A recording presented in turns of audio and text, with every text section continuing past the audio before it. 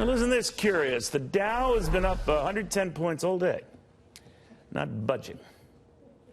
I know it's Good Friday, the markets are closed, but I always like to get some of you on that, like, yeah, what is going on, Neil?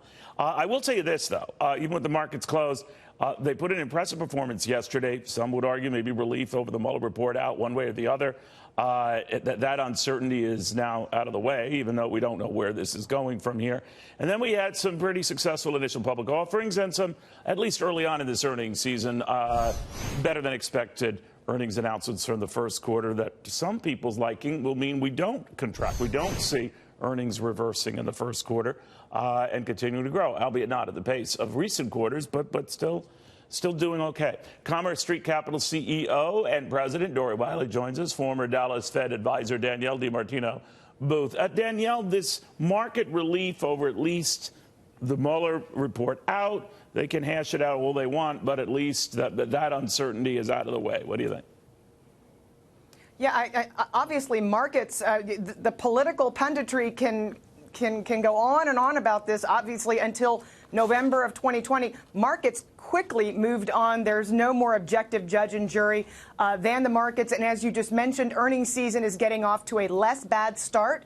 And markets are loving that. So now we're expecting to see earnings in the first quarter down by about 2%, whereas it had been originally expected down by about 4%. So it's half as bad as it was, albeit we're still expecting to see the first negative print in 3 years. But again, markets look ahead, not behind. And I think what markets have told us is they're putting the Mueller report behind them. Yeah, and they might not be down when all is said and done, but we'll see. But, you know, Dory, your perspective, what do you tell investors right now with outside developments like a report that comes out, or, you know, everyone seems to be waiting for Godot at these China-U.S. trade talks?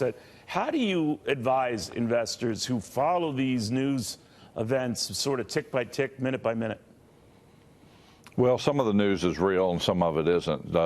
As Danielle pointed out, the markets figured out probably over a year ago that there's no there on the Russian collusion thing. And so unless there was nothing but downside risk in that report, so unless there was some smoking gun that we didn't know about, it's going to be a non-market event. You know, we kind of all expected them to play the obstruction of justice card, but how can you have that if there's no underlying crime? Now, with China, that's a real event, right? So I think the markets are looking a lot more at things like China, earnings, you know, Brexit, things that actually really affect them rather than this Mueller report, which is just political football. You know, political football or not, Danielle, I do remember, though, during the Clinton impeachment scandal, and it dragged on for a while, first in the House and ultimately going into the Senate, where he dodged a bullet, so to speak. But I always think in retrospect he dodged that bullet because the economic environment, the market environment was strong. And even though I think it's safe to say Wall Street, by and large, is a Republican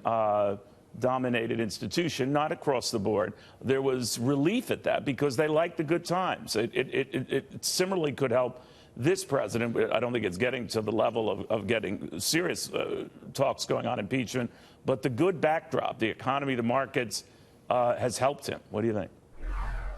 Well, look, last weekend, Goldman Sachs put out a report that said that there's a lot to be said for the strength of the economy and how much it's going to benefit Trump going into 2020. So, you know, again, this is the best backdrop for him, and it's also why he continues to put pressure on the Federal Reserve to cut interest rates, even though we are obviously in an era of prosperity, at least as far as the markets are concerned. He's looking ahead because he knows that markets look ahead, and he wants for these good times to last not just through the end of this year, but well into campaign season as well. Do you think, Dory, that for investors looking at how strong this first quarter and then now into the new quarter has gone, you obviously can't keep growing at a 15% clip every 3 months. I mean, what are you envisioning for the year? Well, I actually think the end of the year or the rest of the year will finish out stronger. You know, I think we all forgot we had a 20% hiccup there at the end of the year last year. You're right. So absolutely. that with the government, that and the government shutdown slowed down a lot of things. It slowed down capital raising. It slowed down IPOs. It slowed down corporate spending. It slowed down M&A.